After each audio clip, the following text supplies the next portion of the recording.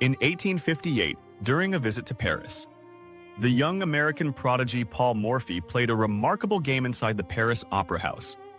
Today, we unfold, move by move, what many consider Paul Morphy's masterpiece. Morphy was just 21 years old when this game was played. His opponents were Duke Karl of Brunswick and Count Isouard, two aristocrats who decided to play together against him. What followed was a brilliant game of just 17 moves, now remembered as one of the most elegant attacks ever played on a chessboard. To Chess and Beyond presents the Opera Game. Paul Morphy begins with e4. His opponents reply with e5, a completely classical start. Both sides take space in the center and open the game. Morphy develops a knight to f3, immediately putting pressure on the pawn in the center. Black responds with d6, entering what is known as the Philidor defense. Morphy pushes the pawn to d4, directly challenging the center. Black brings the bishop out to g4, pinning Morphy's knight to the queen. Today, this move is already considered an inaccuracy by modern engines. Morphy takes the pawn on e5. Black answers by capturing Morphy's knight on f3, giving up the bishop without a clear reason. Morphy recaptures with the queen on f3. Black now plays d takes e5, capturing the pawn and opening the center. Morphy develops the bishop to c4. Now both the bishop and the queen are looking toward the f7 square, the most sensitive point in Black's position. The idea of queen takes f7, checkmate, is already in the air if Black is careless. Black responds with knight to f6, developing a piece and trying to defend the f7 square. Morphy brings his queen to b3. Now, both the pawns on f7 and b7 are under attack, and Black suddenly has two problems to deal with. Black responds by moving the queen to e7, defending the position and protecting the pawn on f7. And already we can see Morphy's approach in this game. He constantly looks for the most active moves, the ones that create direct threats. Morphy develops another piece, bringing the knight to c3, a simple and natural move. Another piece joins the game, and the pressure continues to build. Black responds by pushing the pawn to c6. Morphy brings his bishop to g5. The bishop now pins the knight on f6 to the queen, increasing the pressure around Black's position. Black pushes the pawn to b5, attacking the bishop on c4 and trying to gain some space on the queen side. Morphy now plays knight takes b5, a brilliant move.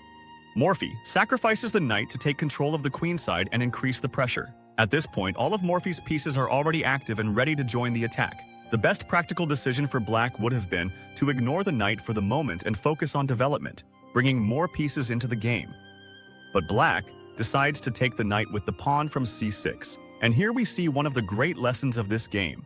Development matters. When your opponent has all their pieces ready to play, every tempo becomes critical. Against a player like Paul Morphy, falling behind in development can quickly become fatal. Morphy captures the pawn on b5 with his bishop, giving check. Black blocks the check by bringing the knight from b8 to d7. Morphy castles long. Black responds by bringing the rook to d8, trying to bring more pieces into the defense. Morphy plays rook takes d7. Black responds by capturing that rook with their rook from d8. Morphy brings the rook to d1. The idea is simple: challenge control of the d file and keep the pressure. Black answers by moving the queen to e6, trying to trade pieces and cool the position down a bit. Morphy captures the rook on d7 with his bishop, and it comes with check.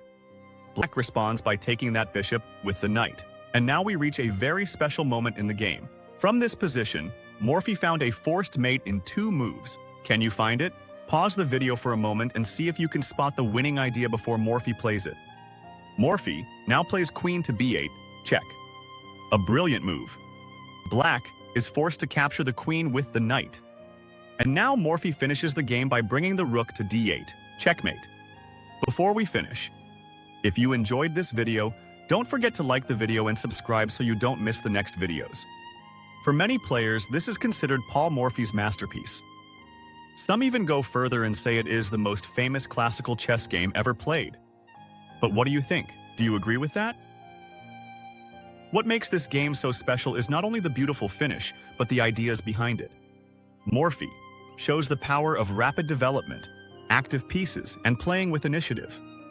Instead of defending or waiting, he constantly looks for moves that create threats and force the opponent to react. Another lesson is how dangerous it is to fall behind in development.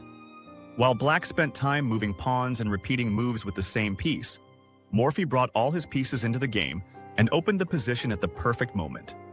Even today, in the era of engines and supercomputers, we still study games like this.